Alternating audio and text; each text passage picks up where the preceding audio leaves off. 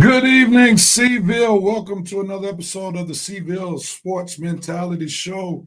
This is the Sports Rep coming to you live from Coatesville, Pennsylvania for this wonderful episode of the Coatesville Sports Mentality Show. We are thankful for another episode, and we're glad to be able to share with you content on this episode that we were able to gather as a network from the 25th annual Coatesville Sports Hall of Fame banquet that was held this past Saturday at the Coatesville Country Club. So we will be sharing the interviews from those who were newly inducted into the Sports Hall of Fame, as well as a few past inductees. So it's going to be a wonderful night, interviews and insight from the Coatesville Hall of Fame. And on behalf of the 610 Coatesville Sports Network, I want to thank the Coatesville Sports Hall of Fame for allowing 610 to cover the Hall of Fame banquet and induction. And we are greatly appreciative. And we hope that the interviews will be inspiring and helpful to help highlight some of the things that took place at the Hall of Fame. As we prepare for this, we want you to like the Seville Sports Network Facebook page and subscribe to the YouTube channel if you don't mind. Also, those on Instagram, follow us on Instagram if you don't mind. That would be greatly appreciated. Again, please like the 610 the Seville Sports Network Facebook page, subscribe to the YouTube channel, or if you don't mind, follow us on Instagram. We would greatly appreciate that. And the more, the merrier. So again, we greatly appreciate that. All right. If you don't mind, please like and share this broadcast, share it on your social media. Let somebody know. We're going to have a good time on tonight. All right. I see one comment. Good evening to you, Miss Sylvia Jones-Harris. Greatly appreciate you. If there's anybody else, as we start this cash check-in, please check in. Well, we call it the cash check-in, for we want to encourage those persons who have graduated from Coatesville Area High School to put in your graduation year, or if you're a current student, go ahead on, post the year that you will be graduating, and we'll greatly appreciate it. If you're not a graduate of cash like myself, we still want you to chime in. Let us know that you are tuning in at any moment during the course of this program. So please, ma'am, please, sir, feel free to check in at any time. All right. Well, this is going to be an episode laced with interviews. So what we're going to do is we're going to integrate some of our segments in between some of our interviews, so that it won't just be fully interviews all day long. There are a lot of interviews, but there are a lot of amazing things that have been shared.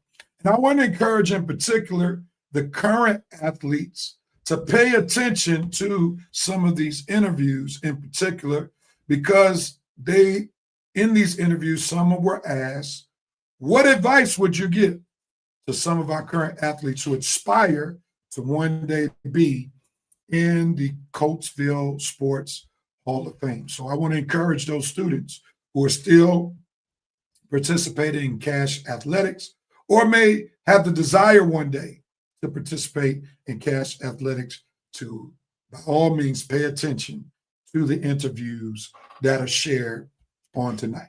All right. So we have interviews. We have our edition this week of Red Raiders Respect. We're going to have Remembering Scoogie. Also, we're going to have our Touch of Christ moment. All of that will take place, but we'll be weaving those things in and out during the course of our interview. So we're going to jump right into our interviews on tonight, and we're going to start with some newly inducted Hall of Famers for our interviews for this particular segment. And we're going to start with one of our football players that was inducted on Saturday into the Hall of Fame. He was a part of the 2012 team that went to the state championship game, being part of the only football team in Coatesville history to be a part of the state championship, and he was on that team. So we're going to have him, along with two others, to come on to start this segment of our interviews. All right? So again, share this broadcast with somebody. Let somebody know what you're watching as we prepare for a wonderful night of interviews. Here we go. Let's do this thing right now.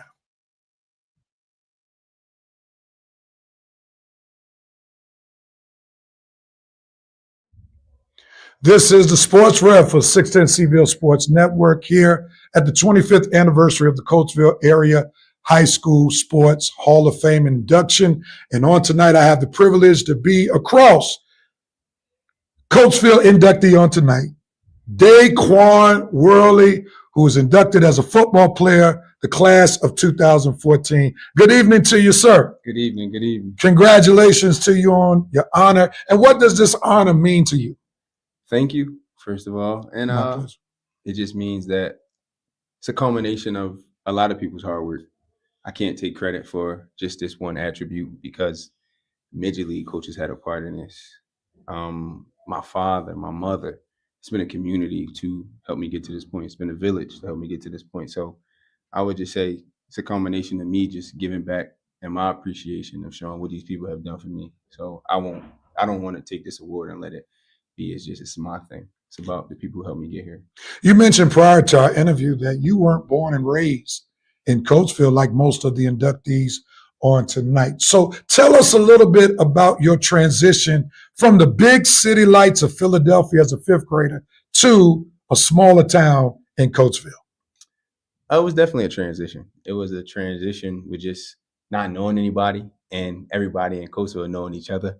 Everybody in Coatesville having a family member and having just friends like that, and having a lot of people in Coatesville grow up with each other. So in regards to football, when you come from a city like Coatesville, you play Major League with these people and you play high school with these people, and you have a bond from Major League. I didn't have that coming out here, but I had a great group of friends who adopted me into this Coatesville unity, this Coatesville family, and they showed me what it's like to have pride about a city. So it was definitely an adjustment. It was definitely different, but I feel like the city adopted me well. When did you know from a sports perspective that you could get it done here in the city of Coatesville? Was it in middle school? Was it in high school? I think I was maybe my whole life kind of playing football. I knew I was okay. I think I always knew I could play football. Maybe not at the college level, but that was always an aspiration of mine. I pride myself on working hard. So I would say maybe around my junior year, I maybe thought like maybe I could do this. I always dreamed about like playing college football, but I think around my junior year, I think I was like maybe I could really do it. Like maybe. So I would say around there. So you have the distinction tonight to be a double inductee. You got inducted as an individual running back, and also your team got inducted on tonight. So tell me, how does that feel to go in as an individual and also being on the team that has the distinction to be the only Coatesville football team in Coatesville football history to go to the state championship game? Listen, I'm blessed. I'm blessed. I'm blessed with those teammates. I'm blessed with that team. And like I told somebody tonight, with that team, that 2012, 2013 team, anybody could have got behind them great players. It just so happened to be me. I just so happened to be the lucky one. But my grandfather could have gotten his wheelchair and got them 1,700 yards because it just wasn't me. It was that team. It was the quarterback. It was the offensive line. It was the coaches. It's all credit to them. I was just blessed enough to be in that position to do the things I did. But that team was an amazing team, and you see the product speak for itself. You know what I mean? We were a great team. We had great individuals. We had great coaching. We were the total package. You know what I mean? Sometimes you fall short. We got to the biggest game you can get to, and it's always not going to go your way. But it's no credit to me. I'm just super blessed to be in that position, and the individual accolades they mean a lot. But the team award to me means just a little bit more.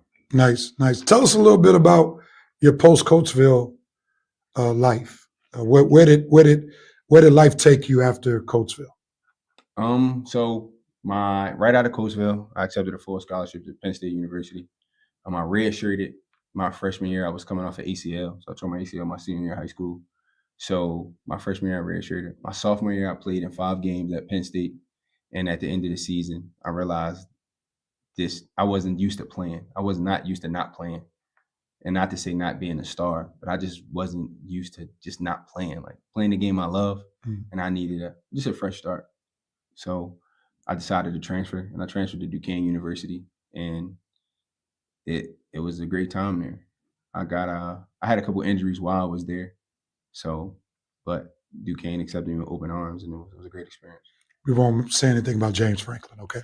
Hey, I have nothing bad to say. I wish him all the best. May God bless him. And that's it. He's a great coach. Yeah. He's a great coach. Nobody gets to that level without being a great coach.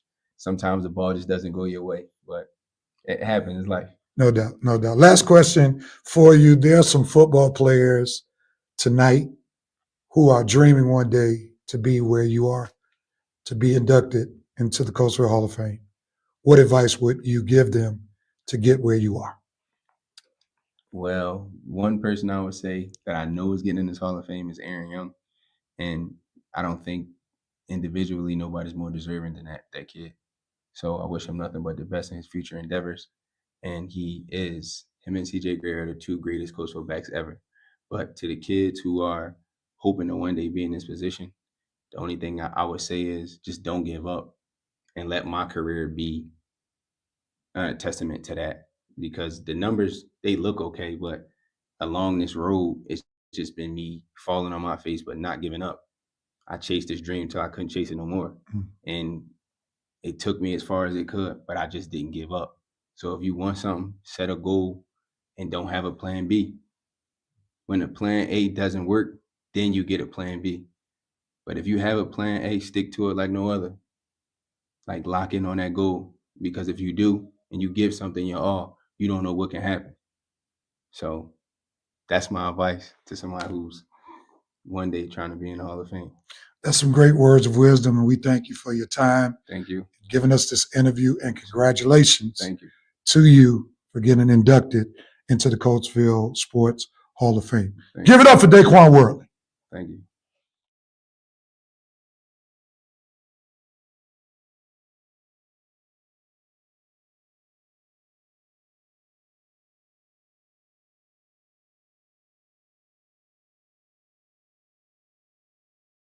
On tonight, I have the honor to interview the widow of one of the inductees on tonight, Mr. Tom Flood, who was inducted not just in one sport, but in two sports, basketball and baseball, and he was the class of 1962. What does this night mean to you as you are here representing your husband's induction? It's wonderful. I just wish he were here. I know he's in heaven looking down and watching all of this, but he would have certainly loved every minute of it. What are some things that you would like to tell the public about your husband as a person, if you know him as an athlete, anything that you would like to offer? Okay. He was a wonderful human being. He was a wonderful husband for 53 years, wonderful father. And he was just great all around, but he loved his sports. And before he gave me my diamond, he said to me, sports is my one love. It's my first love. And I had to tell myself, okay, you're going to be second. And I truly was. I couldn't believe that he loved his sports that much.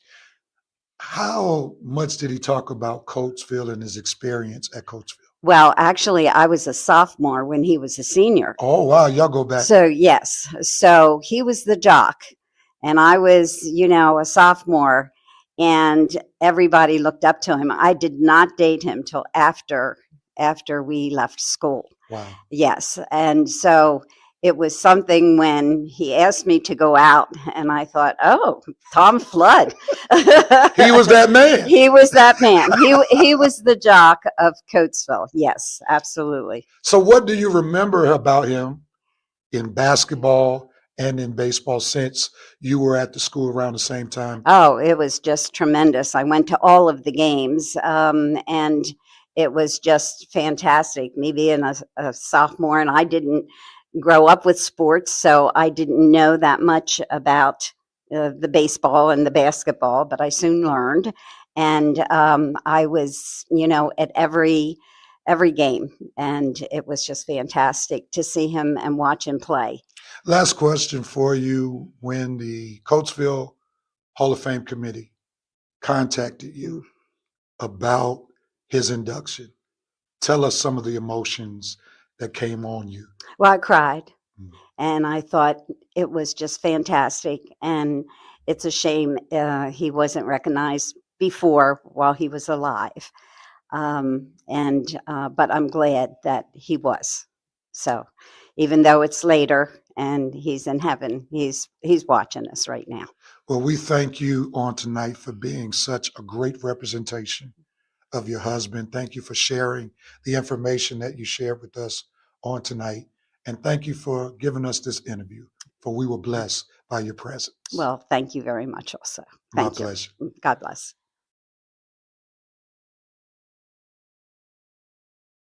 Tonight, I have the honor to sit on the other side of newly inductee Samantha Miller, who ran track and graduated from Coatesville in the year of 2019. Good evening to you. Hi, thank you so much. How does it feel to be inducted into the Coatesville Hall of Fame? Kind of surreal. I think, growing up in Coatesville, it was something that my teammates and I had always talked about as a goal, but, we never knew if we would be able to get there. So it's amazing to kind of have that come true. What did you participate in? What events? So individually, I did the 800, and then my relay team, we did the 4x1, 4x2, and 4x4. And then I did a little bit of cross country as well. When did you know that you really had a gift when it came to track? I was always running since I was little, and it was just something that I really enjoyed. So taking part in small cross country, races and track races. So it started kind of early, but I did soccer for a large part of that as well. So it kind of wasn't until middle school, high school that I really kind of devoted everything to running. Did soccer help you in any way with track and field? I think a little bit. I think it kind of saved my legs a bit for when I got to high school, but I think it also showed me the determination that I needed and, gave me great skills that I could use on the relay team as well. Who were some of the people over the years who inspired you to become the track star that you became? Well, it sounds a little cliche, but my relay teammates, actually, we grew up racing together in elementary school. So we always had each other there in every single race and every single situation. And they really inspired me to just be the best that I could for them. And our coach, Coach Zor, really brought out the best in us and showed us all the things that he thought that we could be and, believed in us before we even believed in ourselves. How was it representing the city of Coatesville in track during the time that you ran? It was amazing. We would go to Penn Relays and fans would yell down that they were supporting us and that they were excited for us to be there. So it kind of felt like any race we went to, we had all these supporters that we didn't even know personally. So it was just always such an amazing experience to be supported by the city. And I think that's what Coatesville is all about.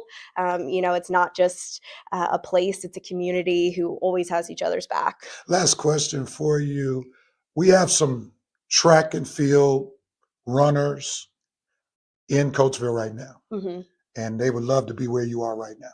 What advice would you give them to ultimately one day be inducted into the Hall of Fame?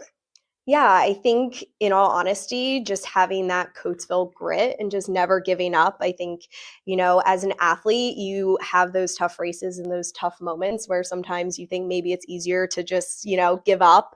But just keep going and trust your teammates and lean on each other, because I most certainly would not be here without my amazing teammates and my amazing coaches. They made all the difference.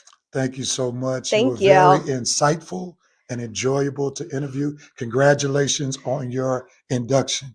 Let's thank Ms. Samantha Miller. Thank you.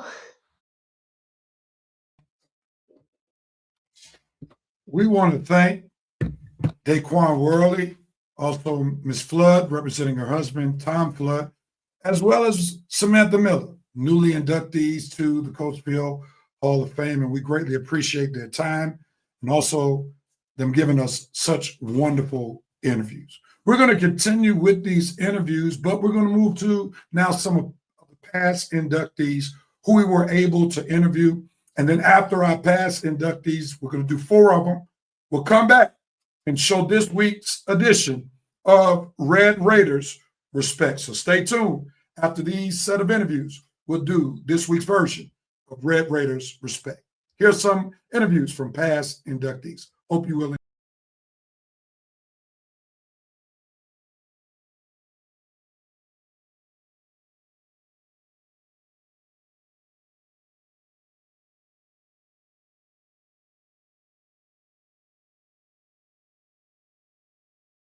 This is the Sports Rev, 610 Cville Sports Network here at the 25th Annual Coatesville Area High School Sports Hall of Fame induction. And I am here with 2024 Hall of Fame inductee Tyler Burt, who played football, particularly linebacker and tight end for the Coatesville Red Raiders. Good evening to you, Tyler. Nice to have you. It's great to have you. For not only were you inducted as a player, but tonight your team is getting inducted. What does that mean to you to be a Hall of Famer twice, one as a player, two as a teammate? Yeah, so last year I had to speak because I was an individual inductee. So I spoke a lot about having football being an ultimate team sport. As we know, there's 11 guys. One guy goes down, you got to pick out the rest of the 10 up. So it is a team sport. So yes, last year was great. Was an individual inductee, grateful for that. But this year, pridefully, I think we're the best team that's ever played at Coatesville. That's why we're getting inducted. We're the furthest that made it. So yeah, excited, grateful, and happy to be here. Now, you were a youngster on that team. I was, yeah. I think it was my junior year. Okay. We made it that far. So yeah, I was a little young. So in your opinion, what made that team so special where you all have the distinction to be the only team in Coatesville football history to make it to the state championship? Yeah, so fun fact, we started the season 2-2. Lost to Malvern Prep, lost to Downingtown East. So, I mean, back then, if you didn't get 8 wins, you didn't even make the playoffs. So we knew we had to win out. We did. I think we mercy ruled like 13, 14 teams in a row. We were pretty good. So that helped. Coaches were great. Players were great. We were a tight-knit group. I don't think we're that old, but back then there was no social media. We had newspaper articles. Social media was just then starting. So we didn't have much off-the-field distractions like kids these days would have, which is good and bad for, social media is great. Gets people's names out there and things. But back then, we just hung out. We went to wing night on Wednesdays. We were just a team. We went to coach's house on Thursdays. So we were a tight-knit group, and we stayed together. We ran into a very, very good opponent in the state finals. They crushed us. I think all year they gave up 14 points through 15 games, and we scored 28. They scored 63, but we won't talk about that. This last question for you. You had the pleasure of being coached by Coach Ortega, am I correct? Yep. I want you to give us your best Coach Ortega story for when you play for. He's currently the head coach now, and he coached you. So what is your most memorable moment with Coach Ortega? I know Coach very well. So thankfully, he got me to meet all the college coaches. I did play college football. What school? Maryland and Rhode Island. So I had 2 recruiting. Can't transfer like you can these days. Graduated from Maryland, and then I had 2 extra years of eligibility, transferred to Rhode Island. So I went through the recruiting process once with him, and then twice he helped me out. My favorite story with Coach, I think it was before our junior year season. We went to University of Maryland, where I actually went for college, and we were at a football camp. And now that I'm older, I kind of probably realized I think the coaches went out after we were done for the day. They probably went out to have a nice dinner. And there was a tornado warning at University of Maryland. And Ricky, his son, very, very good football player. It was Ricky and Shamar. And they were like our ball boys back in the day. And there was a tornado warning. All these alarms are going off. Winds are picking up. It's raining. And they were little kids. Not going to call them out, but they were crying. Mm-hmm. And we were in the dorms. And then all of a sudden, all the coaches came storming up onto the grass. They were driving the vans into the grass because Ricky and Shamar were crying. And it was I think a tornado did hit 2 miles away during camp. So that was a funny story. I think that was probably my funniest story. I tell Ricky all the time, though. Well, we thank you for your time and congratulations on your team tonight being inducted to the Hall of Fame. Of course. Thank you.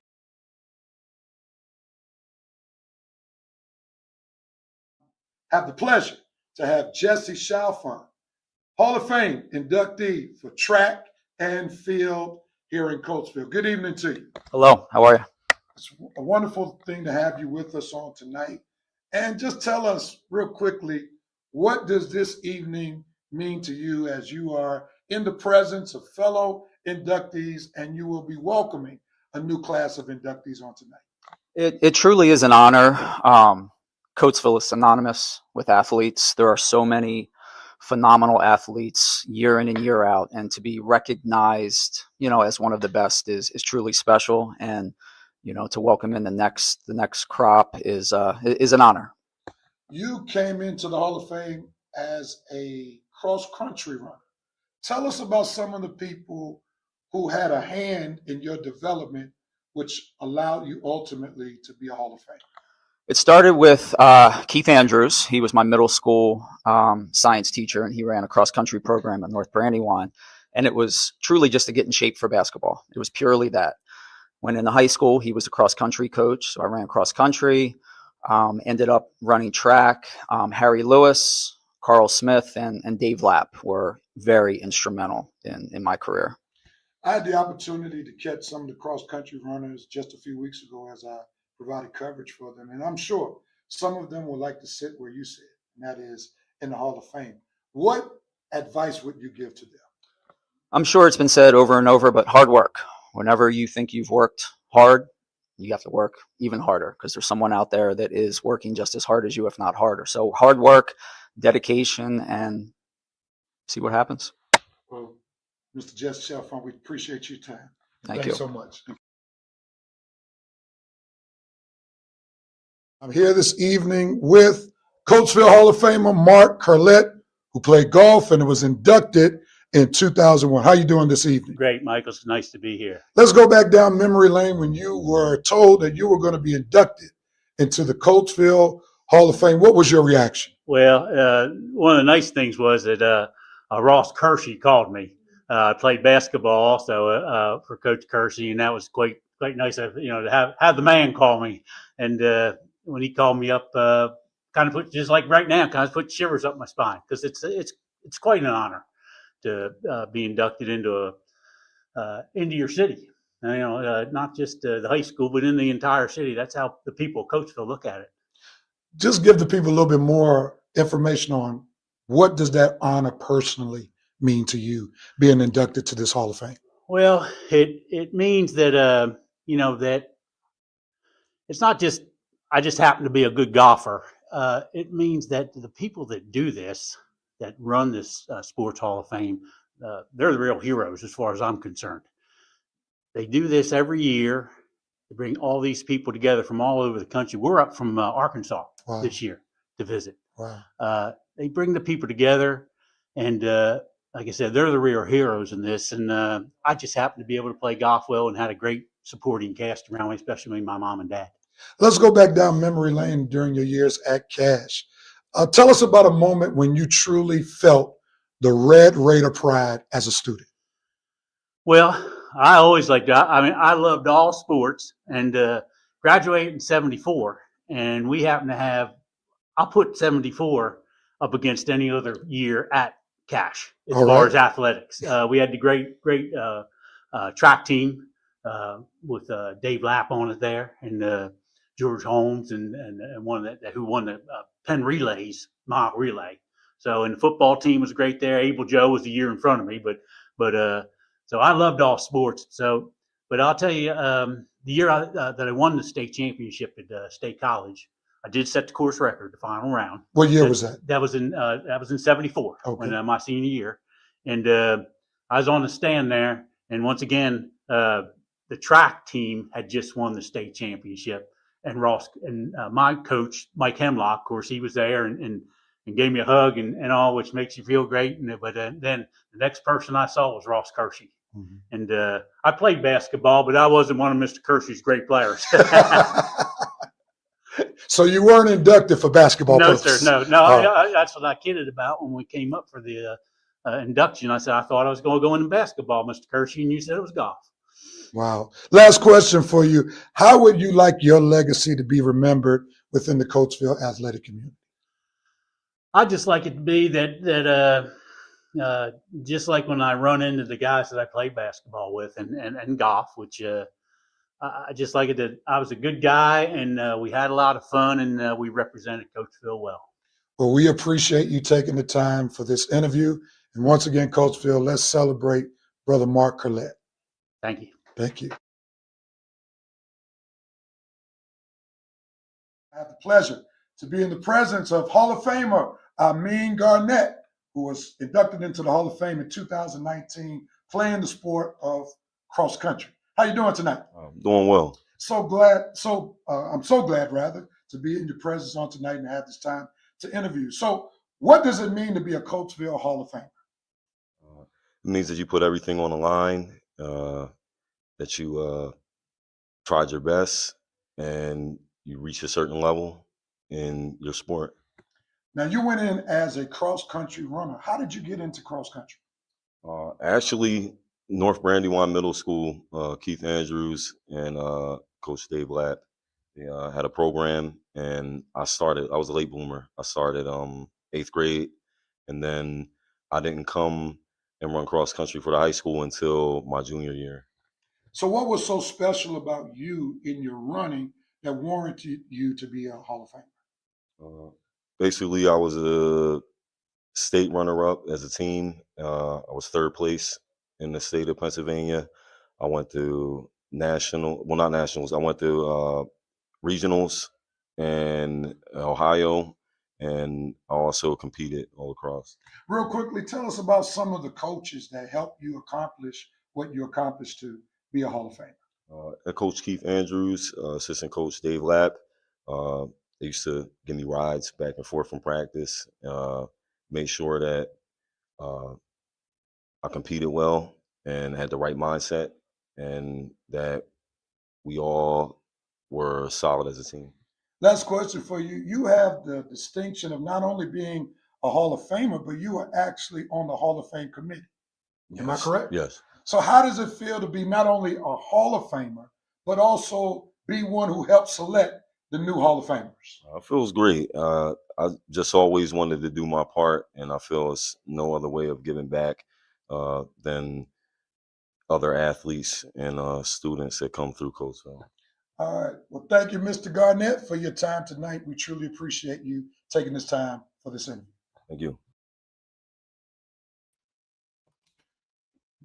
What wonderful interviews that we just heard from 4 past Hall of Famers: Tyler Burke, who was inducted last year playing football; Jesse Chalfant as a cross-country runner; Mark Collette, who did it in golf; and Amin Garnett in cross-country.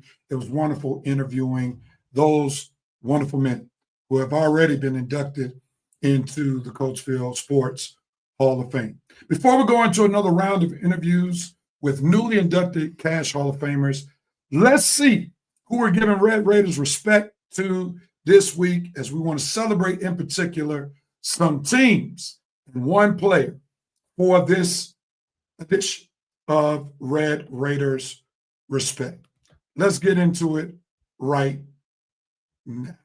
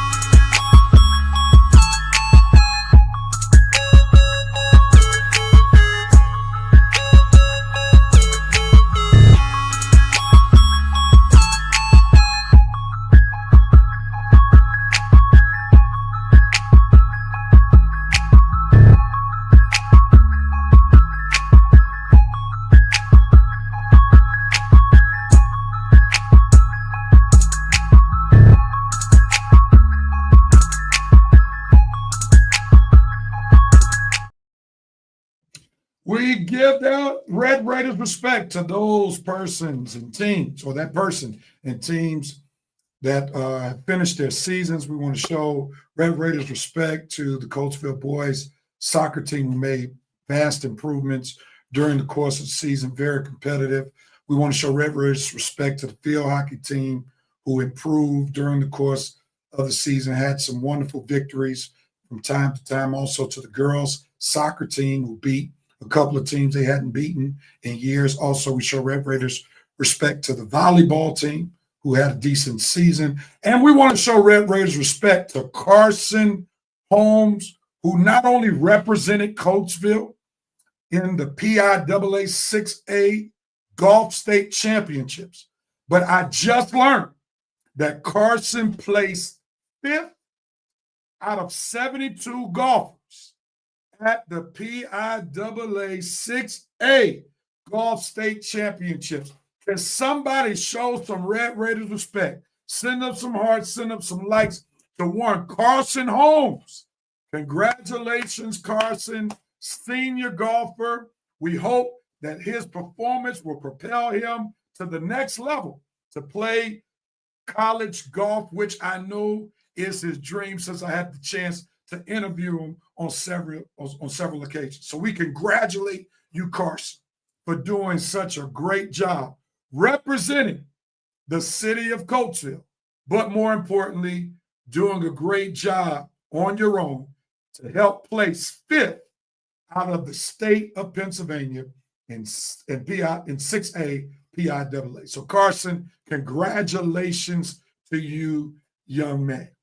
All right, so we've shown our Red Raiders respect, and now we're going to get back into some more interviews with some of the newly inducted Cash Hall of Famers. Tune in and hope you enjoy.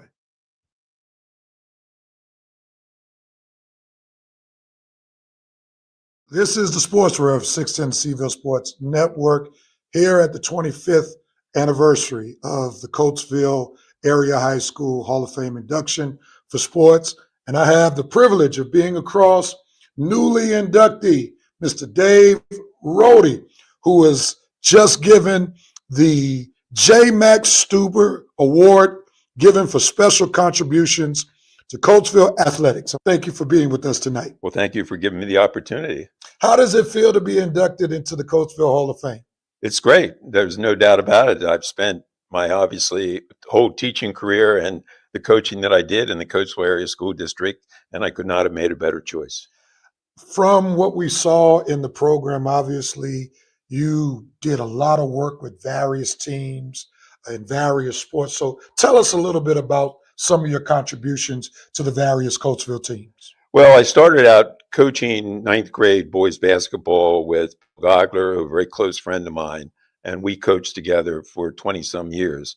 And at that time, Coatesville had 2 9th grade teams, the A team and the B team. I coached the B team, and one of the advantages I think we had is that we practiced together every single day, and they were a completely different team than the team I had. And that really helped us improve as a team, but it also gave more kids in Coatesville an opportunity to play instead of just having one 9th grade team. Because at the level that we coached at, there's a difference, could be a difference of a couple years between a kid being 19 and the minimum age they can play and the maximum age they can play. So with having the 2 teams, it gave some of those younger kids maybe a little bit of an advantage that they could in the future, as they matured and they got bigger, make the varsity teams. Who are some of the coaches throughout your life, maybe even before you started coaching, even while you were coaching, who inspired you to become the coach that you ultimately became? Well, actually, I played basketball in high school at Marple Newtown. I went to the University of Pennsylvania for 2 years. My freshman coach was Dick Harder, who eventually became a pro coach. So that's when I was really first interested into getting interested in coaching. And in the summer, 2 of the summers, I worked at a camp up near New York at Cornwall on the Hudson.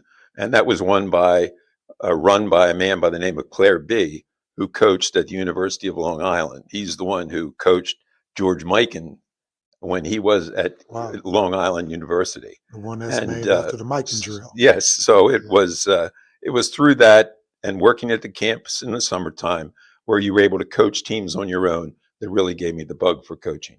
Nice. You've coached several sports at Coatesville. Tell the public some of the sports that you coached. Well, besides 9th grade basketball, then eventually I moved up when Jim Smith, Skoogie, became the head basketball coach. I moved up the position of a varsity assistant. And then I stayed there until 2019. Soccer was the other sport that I coached. I really did not know much about soccer. I didn't play soccer because when I was in high school at Marple Newtown, we did not have a soccer team. But I got a friend of mine named Rich Saylor, who actually is my best friend, and he introduced me to soccer, and I started at 9th grade, and then eventually I became his assistant coach. And the one year, 1979, actually is the only year that Coatesville has ever won a boys soccer title in the Chesimont League. We had some great players. We had a high school and a national All-American in Dave Thompson, but he actually didn't play on that 1979 team. Nice. Last question for you.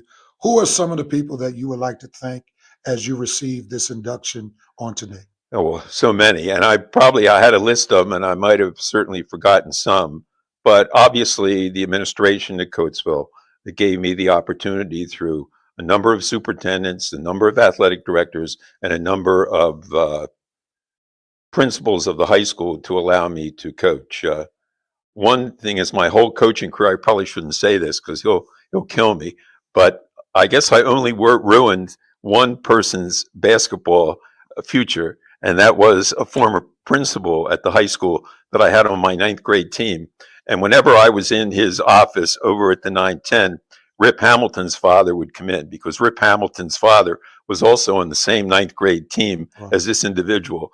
And he would always say to Rip, you remember when you were on Mr. Rohde's 9th grade team? Neither one of us got in a game, but we had nice oranges at halftime. So therefore, I won't mention the principal's name, but he's a little retired now, but you can figure out who that might be. We want to thank you so much for giving us your time, and congratulations, Coach Rohde, on your induction into the Coatesville Hall of Fame. Well, thank you very much. And, having been and being at the games this year, I know how much the students and the athletes appreciate the job that you guys are doing with your show. Thank you very much. We appreciate it.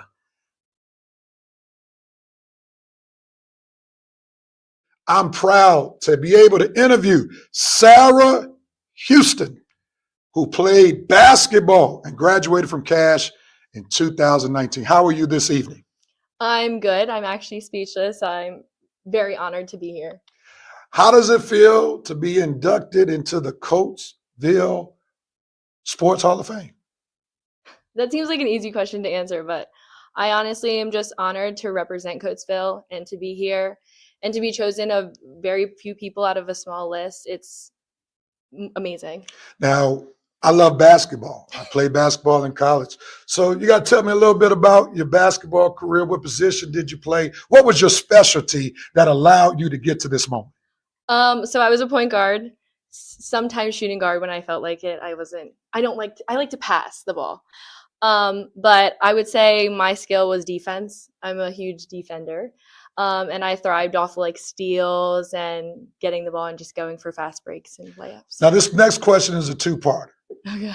Who were some of the women basketball players or even male basketball players that inspired your game? And then also, who were some of the people that paved the way for you to be sitting here tonight as a new inductee into the Hall of Fame? For starters, I think some of the players that really impacted me were Coach Lynn. She was actually my coach at North in middle school. She really impacted me. That's kind of where it all started. And I would say Dee Dee Irwin. She really pushed me we were kind of competing for the same positions, but she really pushed me to get better. And honestly, the whole senior class when I was a freshman just pushed me to build my confidence because that's what I was really lacking in. But who paved the way? That's hard. If I could give it to everyone that I've met along the way, I would say everybody.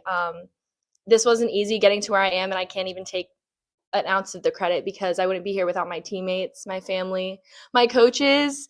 It was definitely a rough time, and I've had to face adversity through it, but I wouldn't be here without any of those people.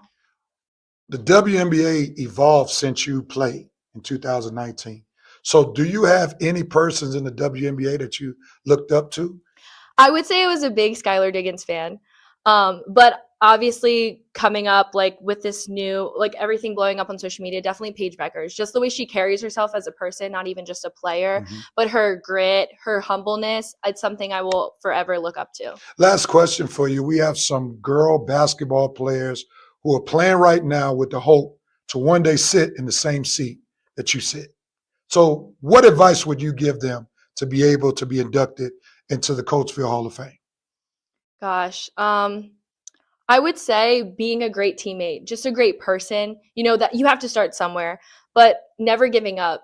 There's always going to be times where you think you're, second guessed and you're counted out. But honestly, when hard work pays off, and that shows more than just your words, So just playing hard and being a good teammate, that'll go further than you could ever imagine. Thank you, Sarah, for your time tonight, also taking time to be interviewed on tonight. And congratulations on your induction into the Coatesville Sports Hall of Fame. Thank you so much for having me. My pleasure. I'm here with inductee Daehan Chung, who was inducted on tonight, played football, graduated class of 2012. Good evening to you, sir. Good evening to you, too. How does it feel to be inducted into the Coatesville Hall of Fame? It feels unreal, I'm very thankful, and it's going to be pretty cool to be sitting next to, Rip Hamilton, Derek Morgan, guys like that, and I'm very grateful, and I'm just trying to take it all in right now, and very emotional and thankful most of the time. You were born and raised in Coatesville, right? Yes, sir. Who are some of the people who inspired you even before you got to Coatesville to play football? Well, I started playing football at 7 years old and just loving the game. One of my favorite running backs coming up, maybe watching, was, Adrian Peterson, guys like that. And just watching them get all the love and scoring touchdowns and experiencing that. And when I got to do it myself, it's like it's like a high that's not a drug, but it is a drug. It's just addictive. Tell us about your experience playing as a Coatesville football Red Raider. One of my best memories is, I'll say, every time I scored, they'd play that anthem, that Red Raider touchdown.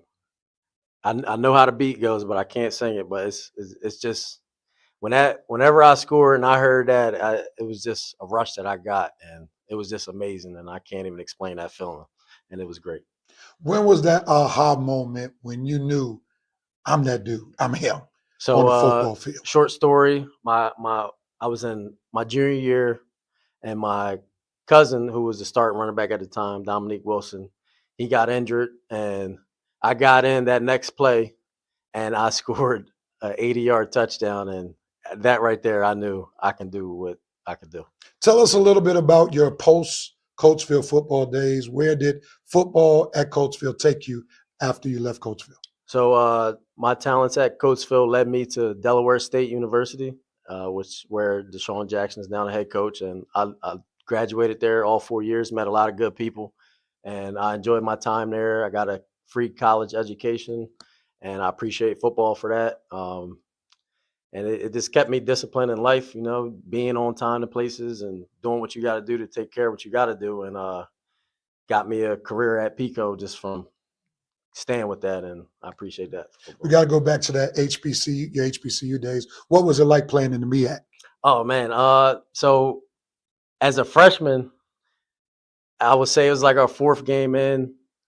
I didn't expect to play after training camp, they told me I was going to be number 2 running back, which I surprised myself.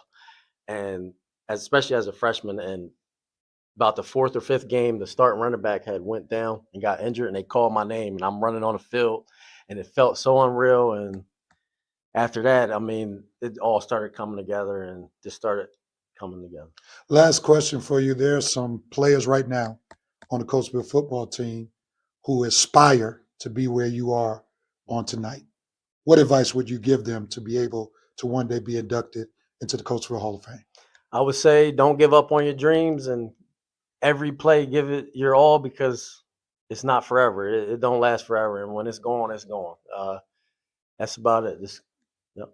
Thanks so much for your time, Daehan. Congratulations on being inducted into the Coatesville Hall of Fame.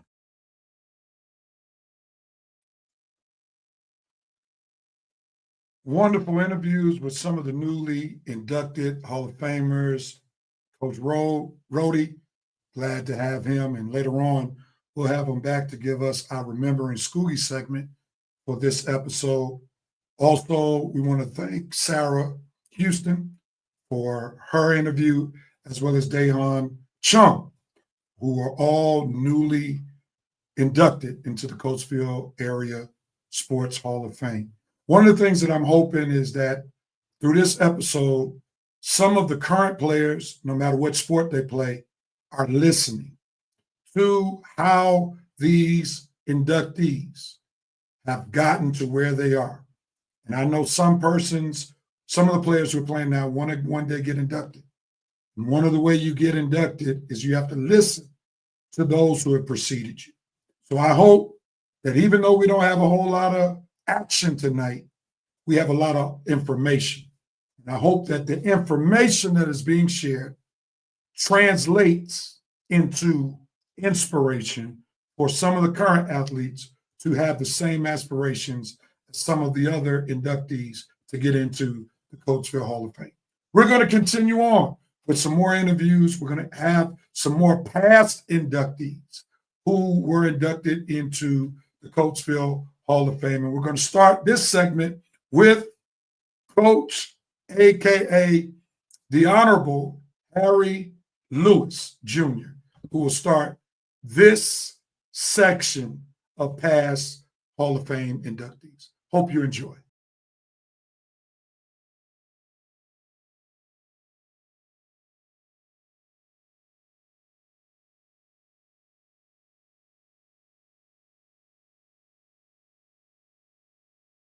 I have the pleasure to be in the presence of Hall of Famer Chris Jones, who not only is inducted as a football player on the individual level, but on tonight, his team is being inducted into the Hall of Fame. How is it, or how do you feel rather, not only being inducted individually for your accomplishments, but also being inducted as a team? I would say when I first started playing football, obviously, it was, about individual accolades. But as you grow, it becomes a team sport. So I think tonight, for the team to be inducted, I think it's well deserving. We are also, it's just it's another achievement. I mean, it's not just about me, so to speak. I had my time, so now I just want to be here for my teammates, for some players that are being inducted tonight that I also had the pleasure to play with. So, it's always a good opportunity as well. Your team is the only football team in Coatesville history to make it to the state championship game. So that means you all had quite a few memories, I'm sure. What was your most memorable moment that year as you all went to the state championship? I would say my most memorable moment was when we played against LaSalle College High School. It was a dogfight in the end, but the beginning of the game we had got up early on it. We had scored 42 points to their 21 points. So, we were in the lead. I had a big game. I made a lot of big plays. As a wide receiver. As a wide receiver, 6 catches, 92 yards. We're statisticians, so we gotta put out our stats. At the end of the day. So, but at the end of the day, it was a team win. And just to see the fans, and just to see the support of Coatesville come out during that time. I think that's when the city is at its best, is when the football team is thriving. I think the city thrives as a whole. So I think it's a big community thing when the football team is doing well in Coatesville. Last question for you. We have quite a few good wide receivers currently playing for Coatesville Area High School, and I'm sure they would like to be in the same position that you're in, being in the Hall of Fame. What advice would you give those wide receivers? I would say be coachable. Understand that coaches put you in place for the betterment of the team, not necessarily for your own well-being. You would want to be a team player, for one. Discipline. For me, it was just having fun while doing it. I think when you have fun, you're able to set goals and thrive within that area, within those sports. And for a young kid coming up, listen to your coaches. Listen to your coaches. That's the main thing. If you want to be successful, it's not more or less about yourself. Be a team player, and that's pretty much my advice to a young guy. Well, thanks for sharing that important wisdom to these current guys. And again, congratulations on tonight with your team being inducted into the Coatesville Hall of Fame. Thank you so much, Chris Jones, Yes, sir. for your Thank you. time on tonight.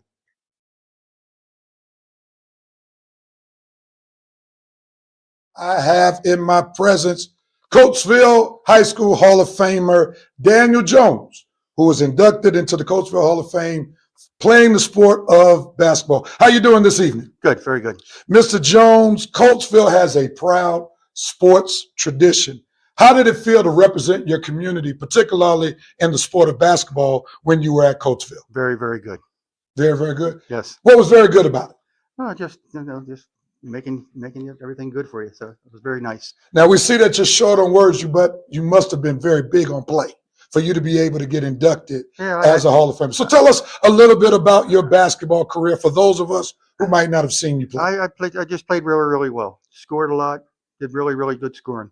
I'm a former basketball player. I actually played on the collegiate level, so I'm interested. What position did you play? A little bit guard, everything. Were you a point guard, shooting guard?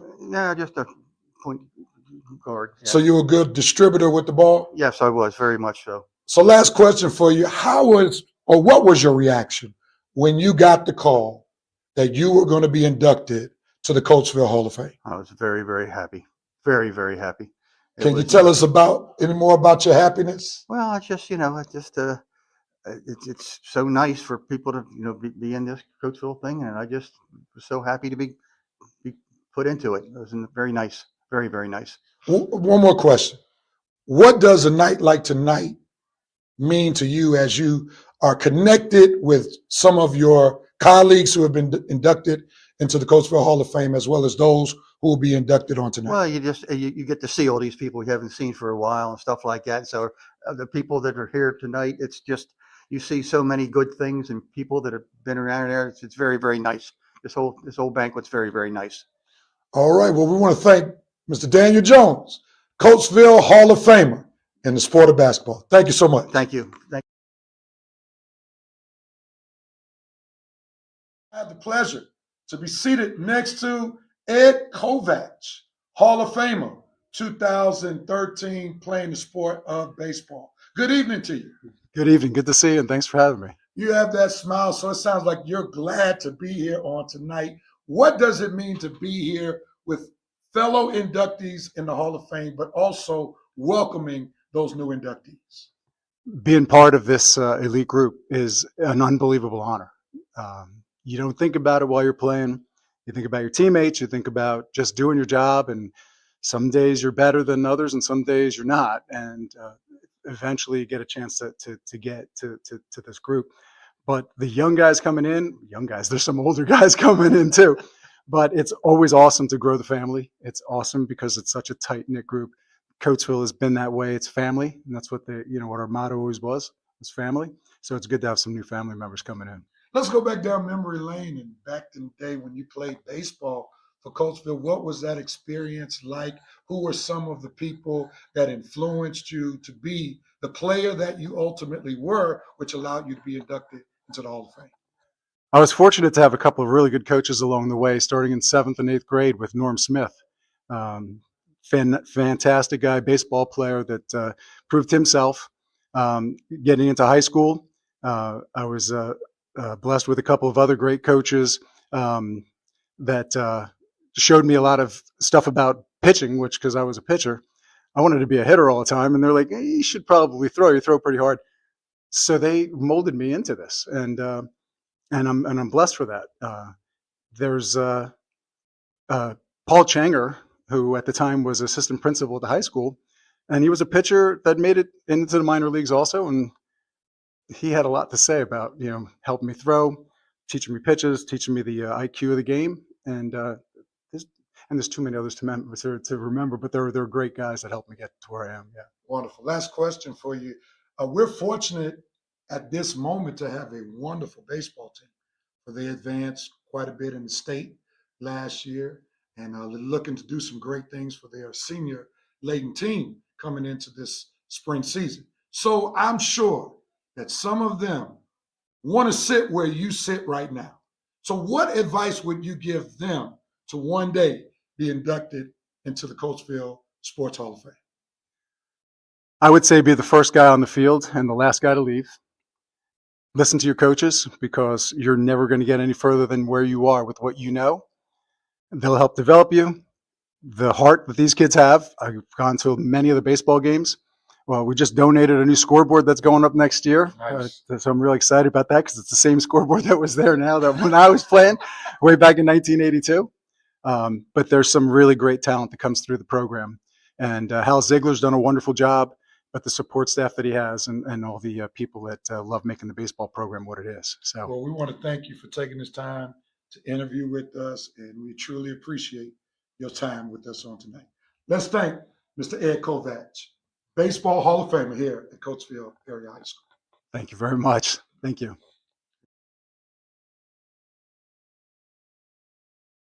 In my presence, I have Hall of Famer Christina Cabala, three-sport athlete. She participated in cross country, track, swimmer, and was inducted into the Coatesville Hall of Fame as a cross country runner. Good evening. Good evening. Thanks for having me. Thanks for being here. What does this night mean to you as a past inductee?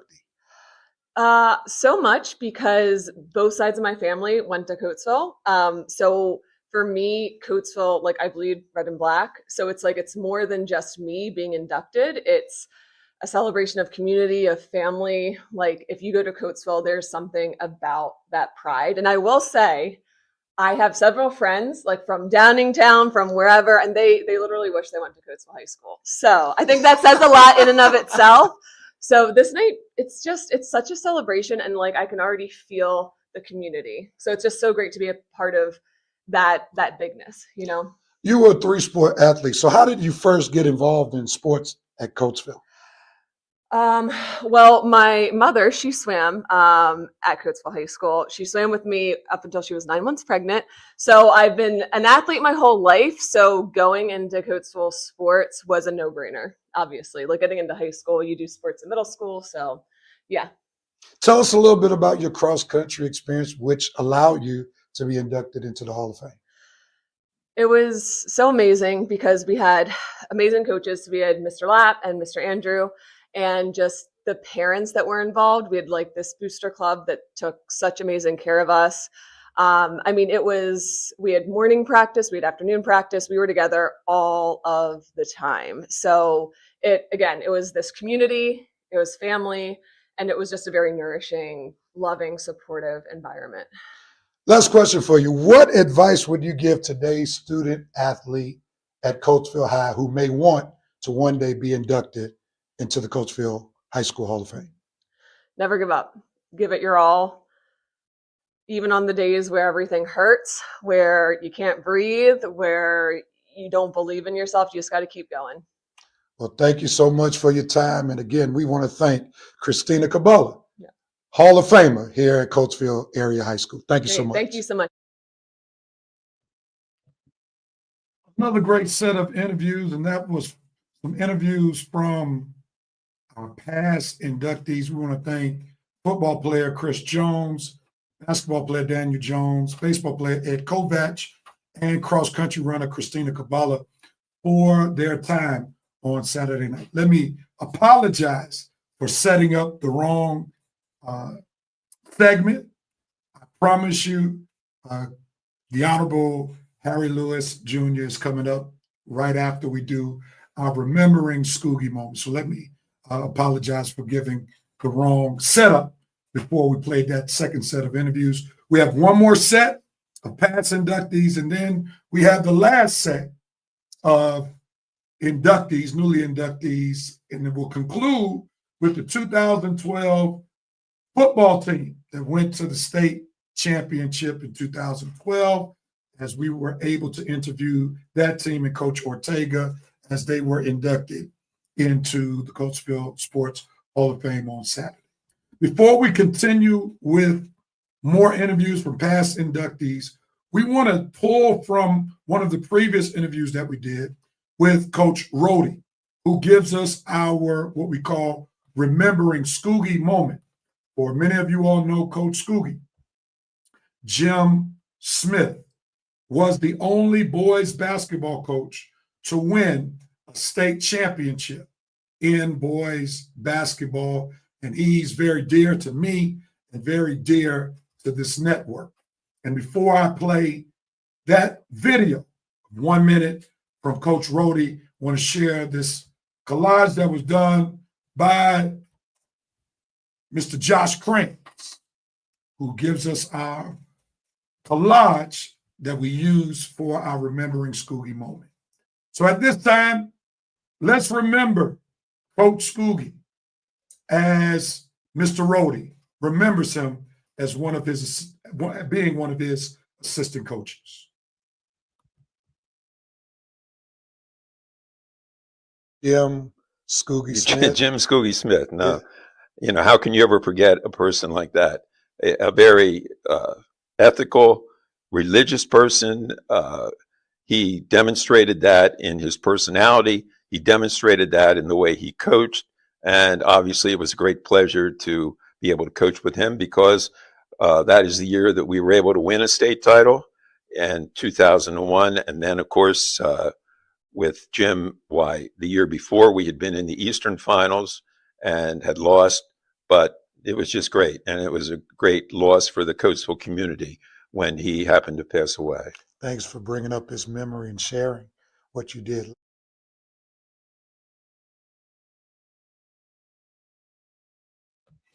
We want to thank Coach Rhodey for remembering Coach Scoogie on today, and we thank God for his life as well as his memory. And we thank Mr. Rhodey for the words that he shared about Coach Scoogie.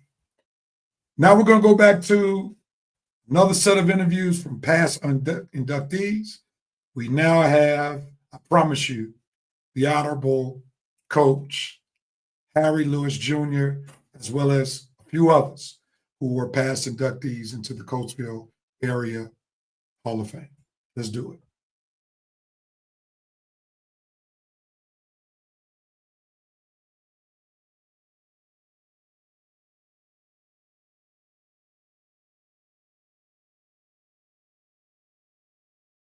In my presence, I'm honored to have Coach, aka the Honorable Harry Lewis Jr., Hall of Famer here at Coatesville Area High School, being a coach in track and field. Good evening to you, Coach Lewis. Good evening, sir. So glad to have you, and it's always great to be in the presence of a fellow coach. I used to coach basketball when I lived in Atlanta, Georgia. Okay. So as a coach, what got you into coaching in the first place? Well, it's been a long, long story for me. I've always been track and field. I was a track athlete in high school. I had the fortune of being on one of the best track teams in the country in the early 60s, Winston-Salem State University, a participant and a holder of the American record in the shuttle hurdle relays in the early 60s, 1962. So I've been around. And once I graduated, I came back to Coatesville and was fortunate enough to be named the indoor track coach in 1967. As a coach, did you have a specific coaching philosophy that guided how you went about coaching track and field? Well, I learned a lot. And as I was being coached, you can't reinvent the wheel. Mm-hmm. I listened and I had some fine coaches. I had world-class coaches. One of my coaches, Big House Gaines, who coached Earl to Pearl, Monroe, and this type of thing. Mm-hmm. So under that kind of tutelage and from Coatesville, William Pop Ransom, it goes back to my junior high days. And all I did was regurgitate what they taught me. So nothing new for me. I just followed that progression and what I learned from excellent coaches and carried it on to the young people that I had the opportunity to coach. Listening to what you just said, I'm reminded of what someone said. It's not a problem being a copycat as long as you copy the right cat. You got it exactly and hit the nail on the head. Last question for you. What does this night mean to you as you are in the presence of fellow inductees from years past and as you welcome a new class of Hall of Fame inductees? Well, this is a a matter of pride for me. You know, I go way, way back. In fact, I guess I was one of the people to help start this Hall of Fame back in those days, and gather our athletes. And this is a sense of pride. It's a community pride. It's a school pride. It's a city pride. So being a part of that, and as vested as I am in the community and still in the school district, I am busting with joy. Well, we want to thank you so much for carving out the time for us tonight. And we want to thank Coach, AKA the Honorable Harry Lewis Jr. for his time tonight. Thanks so much. Thanks for having me. Pleasure. Great. Sir. Yes. I have the pleasure to be in the presence of Hall of Famer Mark McWilliams, who is in the Hall of Fame as a football player and as a star running back. Good evening to you. Good evening. You, Good evening. there Sorry you go. about that. That's all right. How does it feel to be back in Coatesville where you were inducted as a football player? I've always come back a year after year since I've been inducted because it's an honor and a pride to be here. Tell us about some of your years when you played that warranted your induction into the Hall of Fame. What was it like? It was one of them ones that I was coached by Al Black, who was inducted, and unfortunately he passed away last year, that we had some rough going around with up and down with the players and stuff like that, but we keep pushing and then overcome all that. And I appreciated everything that he has done for me, and one of the reasons why I am here. The football team that we currently have, they've had some success this year. How does it feel to see that the legacy of Coatesville football still rolls on since when you played in 1982? I mean, it's all about the pride. I mean, being here at Coatesville, it's all pride. I mean, it's an honor to be here and dressed in the red and black. And unfortunately, they had two bad games or whatever, with same thing with some injuries. And you just overcome that and you come back next. Last question for you. There are some football players right now who hope to one day sit where you sit in the Hall of Fame. What advice would you give them in order to be one day inducted? Well, it's all about, committing yourself every day with the hard work, with the practice. It begins with one thing, because that's where it starts, to get you onto that field for the game. And it's all about commitment. That's some great advice. And we want to thank you on behalf of 610 for sharing this time with us. Let's thank running back, Football Hall of Famer, Mark McWilliams. Thank you.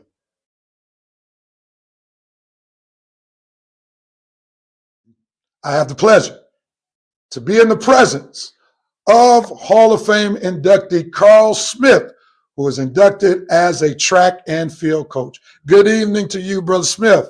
Good evening, Rev. How are you? I'm doing wonderful.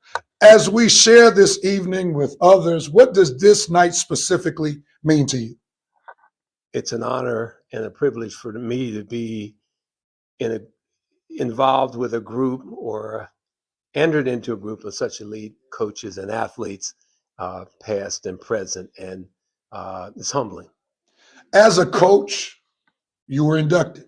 So what were some of the key things that you sought to do as a coach that warranted you to be able to be inducted into this prestigious Hall of Fame? I appreciate that question. I always coached, and Mr. Harry Lewis Jr. was my mentor. He still is. I'm 71 years old, but he's still my mentor. Yeah. And I watched him. I'm a people watcher, and I watched him, and it was all about treating young people correctly.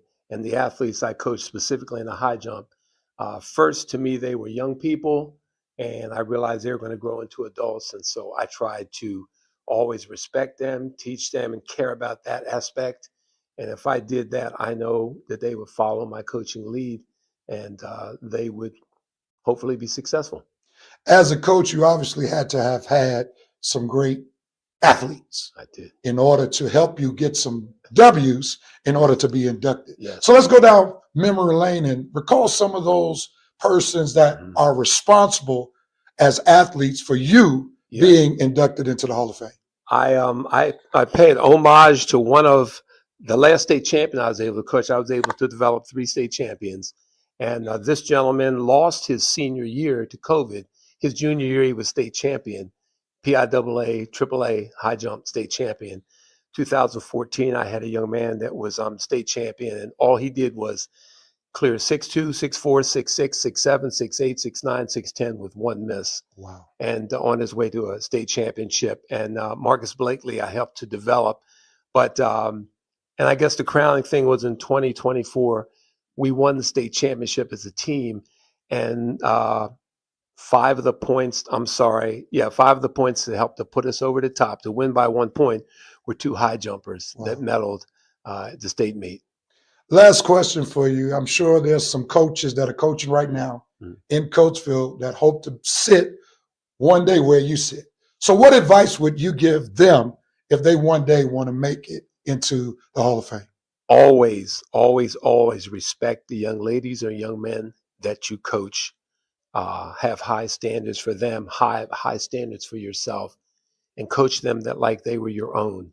And if you love them appropriately, if you love them, they will help you become successful. That's awesome advice. And we want to thank Carl Smith, Coach Carl Smith, inductee into the Hall of Fame here at Coatesville, for his time on tonight. Thank you for giving me a chance to share. Yes, sir.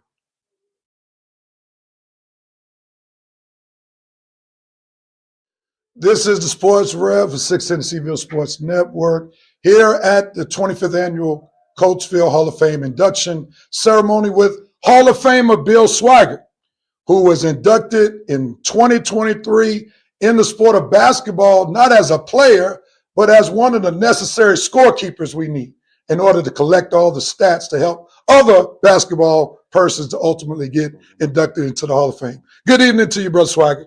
Good evening to you. How does it feel to be here on this night where you get to be with fellow colleagues who were inducted into the Coatesville Hall of Fame and to receive the new inductees? It's an honor for this every year. Let's go back down 2 years ago. What was it like when you got that call to say that you have been selected by the Hall of Fame committee to be a Hall of Fame inductee? It was a great honor to get that recognition for that. Over the year, doing that for 34 years, I guess, back then. But it was an honor to get nominated for that. Let me ask you this. When you got that call, who was the first person you contacted? Well, obviously my wife. But I'm on the committee, so I knew that, as soon as I got elected, I knew it that night. So it was, but it was an honor. It was an honor. Now, in order to be inducted into the Hall of Fame as a scorekeeper, that means longevity as a scorekeeper had to be on your side.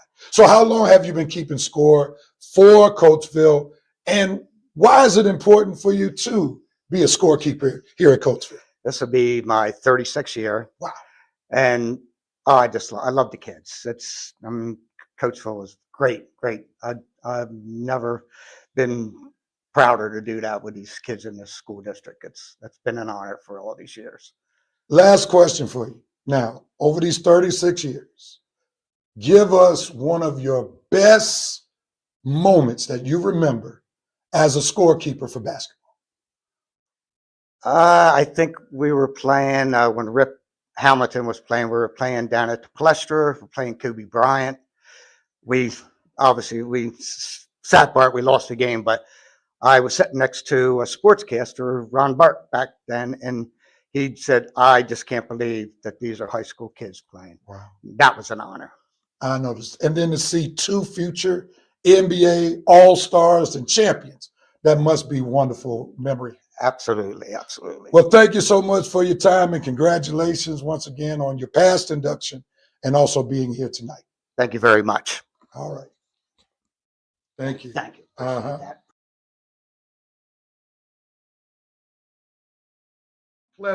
I have the pleasure, rather, of being in the presence of Hall of Fame inductee Lance Ziegler, who is one who played baseball at a high level here at Coatesville. Good evening. Good evening. How are you? I'm doing well. What does this night mean to you, being around other inductees and welcoming the new inductees on tonight? We're one big family. And once you put the red and black on once, it stays with you forever. Now, you had the pleasure, and I'm going to say that for you, not really knowing, but you had the pleasure of playing for your father as he was your manager when you played here. Tell us a little bit about that experience where you, the son, you had to play for your father. It was a great experience being able to follow, and listen to his lead. But a lot of times it would be the assistant coaches that would deal with me. So it wouldn't be like a father-son thing. And that was strategic by your dad? Yes. And how did you enjoy that? Didn't bother me. Didn't bother me. Whatever coach says, that's what you do. Now, not only did you play at Coatesville, but now you actually coach, and you're one of your father's coaches. Give us a little sneak peek of what we have to look forward to in the spring season with this current baseball team that had a great run last season. Should have another great run this season. We return almost all of our starters. The pitching staff is all back. So that's a big thing in high school baseball is pitching. So we should be at the top or somewhere near the top and let the chips fall where they may. Last question for you. Now, you have some wonderful baseball players on your team. Matter of fact, you have quite a few that have already committed to various colleges. What advice would you give them to one day sit where you sit as a Hall of Famer at Coatesville area high school?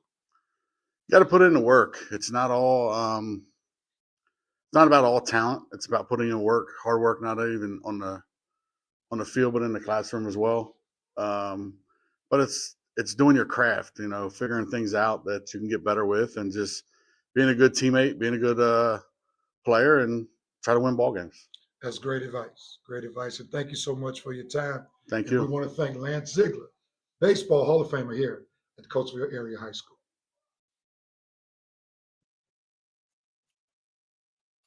We want to thank our past inductees, Harry Lewis Jr. in the Hall of Fame as a coach for track and field, Mark McWilliams, football, Carl Smith, coach, track and field, Bill Swaggart, basketball scorekeeper, and Lance Ziegler, baseball. We appreciate all those fine gentlemen for taking the time to set aside to be interviewed on this past Saturday night.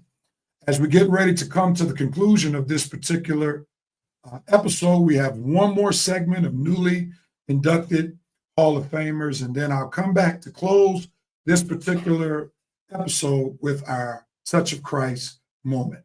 Hope that you're enjoying these interviews. Those past players, we thank you. Also, the present players, I hope you're gleaning from various interviews to help you one day cross that threshold to become a part of the Coatesville Sports Hall of Fame. Let's see this last batch of newly inducted Hall of Famers at Cash.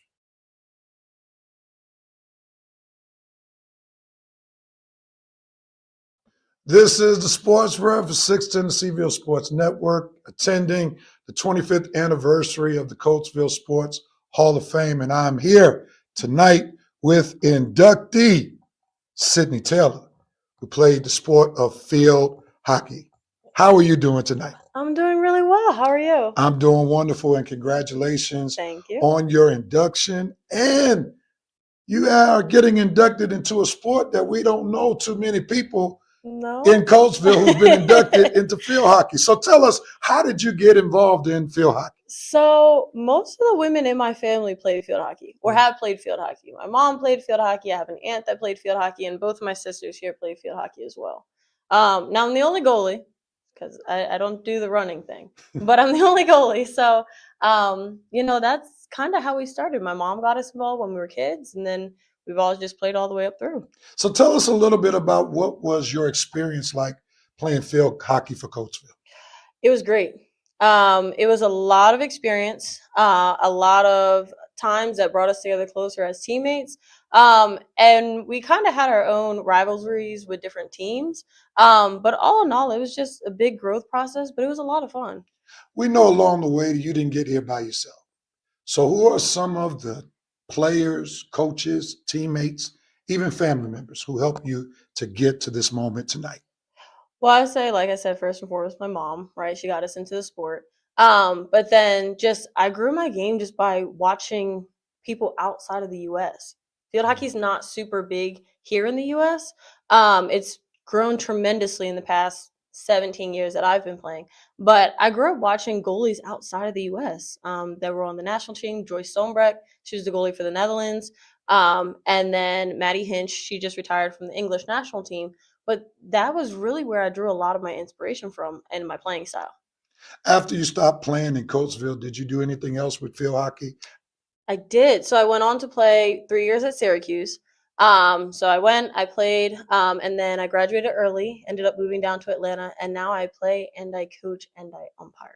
Wow. Yes. Now we have Atlanta in common. I used to live there for 32 years. So Yes. off camera, I could ask you some questions about the ATL, Shawty. Sounds good. But with that being said, tell me now, how did you get into the coaching? Why did you want to be a field hockey coach? I kind of fell into it. I was kind of unsure where my path was going to take me after college. I knew I wanted to move down south. I was kind of tired of the cold, tired of shoveling snow. Especially from Syracuse. Yes, exactly. Yeah, for sure. And the lady who runs the club out there, the kids club, she reached out. She said, "Hey, Sydney, we have a few goalies from out of state. They were driving in just to get touches, just to get practice." And she was like, "We need a goalie coach. I know you're fresh out of college. Would you like to come coach for us?" And I was on the fence about it. I was like, I just want to take some time off. And I went, I coached a clinic, and I was like, I'm hooked. Nice. I want to keep coaching. So I've been coaching with them about 4 years now. Yep. Last question for you. So as you sit here right now, I'm thinking about the field hockey team that we just had. They got a new coach this past year, Coach Sharon Williams, did a phenomenal job. I'm sure during the next few years, there are going to be some girls who are going to evolve to ultimately be able to sit where you now sit. So what advice would you give them to be able to be one day inducted into the Coatesville Hall of Fame in field hockey? You got to love it. You have to love the sport. And you got to be able to do the work outside of practice. You know, there's the practice after school, you're tired, but you're with your friends, and that's great. But there's so much that goes on outside of practice. Those, you know, for me, it was throwing a tennis ball against the garage door just to get touches. And then, like I said, I played club outside. I did private lessons. I did everything that I possibly could to get better in every aspect of my game. And I think that's really, really important. Thanks so much for your time. It's been a joy interviewing you, and congratulations on your induction. Once again, Miss Sydney Taylor. Thank you very much. All right. On tonight, Mr. Greg DePedro got inducted into the Hall of Fame. Yeah, I did. And he got into the Hall of Fame for his dedication and commitment. Congratulations to you on tonight. Thank you, my friend. Thank you. How does it feel to be inducted into the Coatesville Hall of Fame for your commitment and dedication? I was so impressed when I got the letter. We work hard. You know, we're every month we have a meeting, and I was the president, third president of the group, and it's a 4-year commitment. And I enjoyed every bit of that too. And just to see the kids, how they develop. Our last interview, you know, you could see what college did for him. You know, I was so happy to see that, you know. And you see a lot of it. The Houston girl just did a beautiful job up there. You know, speaking in front of people is man's worst fear. Right. You know, So tell me about how the Hall of Fame has blossomed over the 25 years, because you have the distinction to not only be on the committee for 25 years, but you were there the very first year. So tell us about that. Well, it started out with two gentlemen. One was Gene Bernight, and the other was Marty Connor. And then Ross came involved, and they were going to retire numbers. And then Ross said, wait a minute, you can't retire a swimmer number, you know? So then we decided to do this. And you know, it was a learning process. It was a good 4 years, you know, of a learning process, what to do, how to do it, you know, inductees, all those things that you need to we got it down to an oiled machine right now. You could see we were out of there, 8:30 tonight, you know. There was times where we were here till 11:30. Wow. And the last guy, Bill Knoll, I can remember, he said, what's for breakfast? It was 11:30. What is it about the Hall of Fame or being on the Hall of Fame committee that drives you to want to participate in it for 25 years? I think the kids.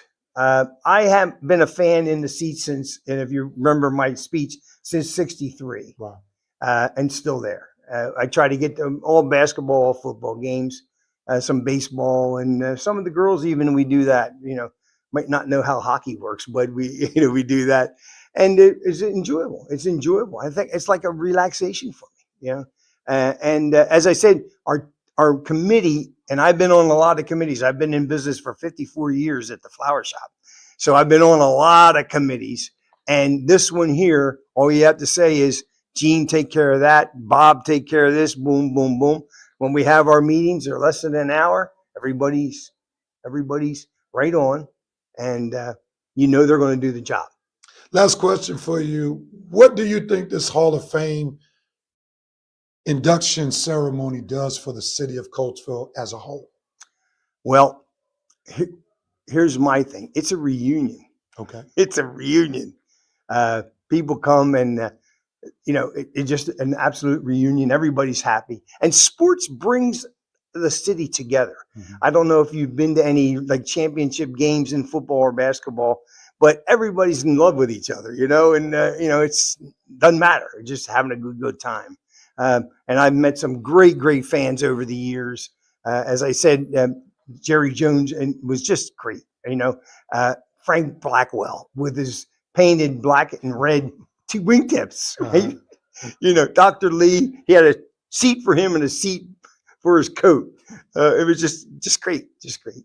Well, we want to thank you, Mr. DePedro, for your time here tonight. Also, congratulations on your induction. Well, thank you very much, and what a great job, man. That's good stuff.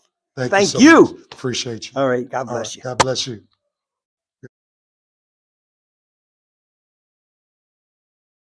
Tonight, the 2012 Coatesville football team was inducted into the Coatesville Hall of Fame. We have some of the players along with the head coach, Coach Matt Ortega. Coach, let me ask you this question. What made this particular team so special? We had talented players everywhere. Like I said upstairs, it takes players, to win. And, we were super talented. Up front, we had great running backs, quarterbacks, wideouts, great defense. It was just an overall great team. What were some of the defining moments of that particular season that ultimately allowed you all to get to the state championship, which no other team in Coatesville history has ever done? Yeah, just, being able to turn around after 2-2 season and then be able to, take one game at a time and continue to just, score a ton of points and getting kids to believe in what we're doing. And then just every week it just came more infectious, and more kids got more confidence, and it just led us way to a special season. Last question for you. How did the Coatesville community help this team during that particular year? Yeah, it was unbelievable. Just in terms of the fans, that would, whether it was a home game or away game, it didn't matter. We always packed the stadium.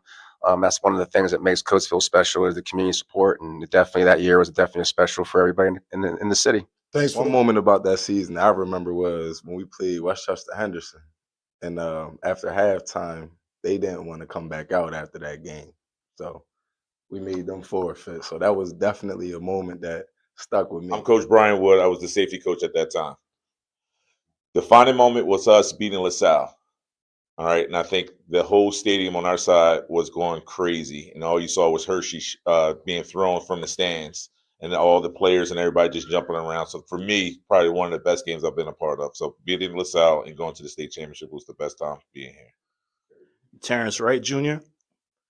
2012, we was at Downingtown West back to back, I think, for the district championship and the Eastern State Finals, and it was just amazing. My teammates, my brothers behind me, we was all excited to be on Downingtown's field in particular.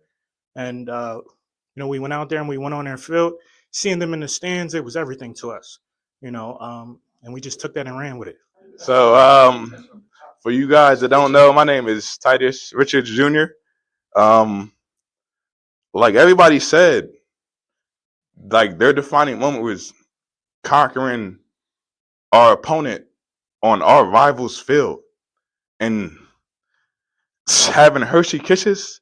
being thrown down, going out to Hershey, I get chills to this day. But I feel like for me, my defining moment was having my coaches tell me like, yo, it's no better feeling than having practice on Thursday morning, Thanksgiving morning. No better feeling. And I'm out there with my boys, my dogs. That's so. And we out there practicing, going through the motions. Then we come out Friday night, and it's Thanksgiving. We already know. We got the whole city, all of our families coming into town to watch us, the underdogs. I mean, they counted us out versus Neshaminy. And what we do? First play, bro, it's my highlight tape, but I tell you, and that's all I got, man. And I can't thank y'all enough. Daquan Worley, and a lot of people would say a defining moment would be after a game or scoring a touchdown or anything like that. My defining moment for me was a summer practice in the summer, and I was challenging all these guys, trying to bring everybody together as a team, and I played with a great group who have a lot of talents. They're very special to me, very special to the city. But the defining moment with me, I had a rough day at practice, just like every day, getting exposed and just giving it all I got. And I had teammates walk up to me and say, this is what it's like to compete. This is what it's like when you want to be the best. Because if you want to be the best, it's earned here in practice. So everything that you see on these Friday nights or these Saturdays or even on Sundays, it's not earned at that time. It's earned in practice. So that's the defining moments for me with the great practices that we had. So that's it. Emmett Hunt, I played quarterback back in 2012. When I think about defining moment, I think about the climax of the season, think about what changed everything. And I think we'll all be remiss to say that Downingtown loss wasn't it. If you want to be honest, that was the first this bull worldly. I think that was the first time in my life at a young age where I could look around, see my friends, my peers, and everybody focus up and lock in on a goal that's bigger than themselves. And being 17 and 18-year-old kids at that point in time, becoming selfless was the best part about that season, to be honest with you. And the only reason why I say that's the defining moment is because if you hear my teammates, we talked about winning on Downingtown's field. That didn't become a defining moment until we lost to them. You know what I mean? So to me, when I think back, yeah, you can say a loss is lessons and everything like that, but I felt like that loss was the biggest one that we had. All right. My name's Tyler Burke. I was a junior on the 2012 team.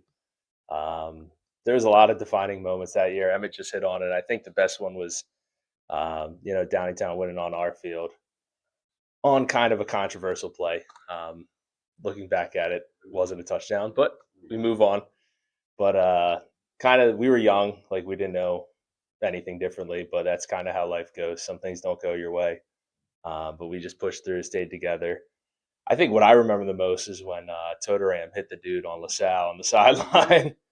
His mouthpiece went everywhere, but yeah, we've always stuck together. We kept moving forward. I think everyone here, went to college, played college football, graduated, us dumb Coatesville kids. SAT scores. We hear it all at the away games, but we all graduated from college. So that's what we're proud of. We want to thank those newly inducted Hall of Famers for their time. We thank Sydney Taylor. Also, we want to thank the 2012 Coatesville team. And we want to thank Mr. DePedro from the Coatesville Flower Shop, who was inducted also into the Coatesville Hall of Fame. As we get ready to conclude this episode of the Seville Sports Mentality, we are all about sports with the touch of Christ. And as the theme for tonight was the Hall of Fame, I want to lift up a scripture that's found in Philippians chapter 3, verse 14 from the Apostle Paul, who wrote these words: "I press on to reach to the end of the race and receive the heavenly prize for which God through Christ Jesus is calling us. When Paul writes these words, he's actually in prison. He's in prison for doing the Lord's work. Matter of fact, he was in prison for spreading the gospel, and the Roman Emperor Nero was trying to stop him from spreading the gospel by incarcerating him. But yet, even while incarcerated, Paul, despite his prison, still had a vision to press on despite his prison, which ultimately would land him to have eternal life with Jesus Christ forever. How does that connect to what would transpire today through this episode? We just listened to interviews from over 20 plus Hall of Famers. And there were times in their careers where they felt like they were in some type of prison. How do I know? I was a former athlete as well as a coach. Some of these Hall of Famers felt like they were in the prison of being tired, the prison of not wanting to go to practice, the prison of not wanting to listen to coaches and do your own thing, the prison of wanting to give up, especially if the season hadn't been too kind to them, as well as the prison of not feeling like doing homework, which comes with being a student athlete. But yet, despite these various prisons, these Hall of Famers pressed toward the mark that ultimately allowed them to be in the Coatesville Sports Hall of Fame. And I want to encourage somebody on tonight that we all have some type of prison in life. We may have the prison of doubt, fear, worry. Some of us may have some struggle, some personal struggles, family struggles, career struggles. Whatever your prison is, you still can get past your prison if you have a destination beyond your prison. Somebody's destination or prize might be hope, joy, peace, whatever it is. You have to press on. You have to have the will, the mental motivation to be able to overcome whatever your prison is in order to obtain the prize. You will not get a prize. You will not get the blessing that you may want if you choose to give up. So I hope today that someone like these Hall of Fame athletes and the Apostle Paul will press on despite whatever your prison may be. Well, that wraps up this episode of the Seville Sports Mentality. We want to thank all of the present and newly elected inductees for their time, as well as the past inductees. Let me thank in a very special way the Coatesville Country Club, who dressed up a room just for 610 to be able to conduct these interviews. Again, we want to thank the Coatesville Hall of Fame for allowing 610 to cover the Sports Hall of Fame on Saturday. Also, I want to thank one of our persons on the 610 staff, Kim Mercy Reiner, for all that she did to help with the covering of the event on Saturday. She filmed every last one of the interviews. Also, we want to thank our task force, consisting of Mr. Josh Kranz, Councilwoman Arvilla Hunt, as well as Keisha Middleton, for all they do behind the scenes for 610. Well, we hope that you enjoyed it. Share this broadcast with someone. If you haven't already done so, follow us on Instagram as well as Facebook, and also subscribe to our YouTube page. May the Lord bless you and keep you. May he make his face to shine upon you and grant you peace, is my sincere and fervent prayer. Until the next time, everyone, have a good night.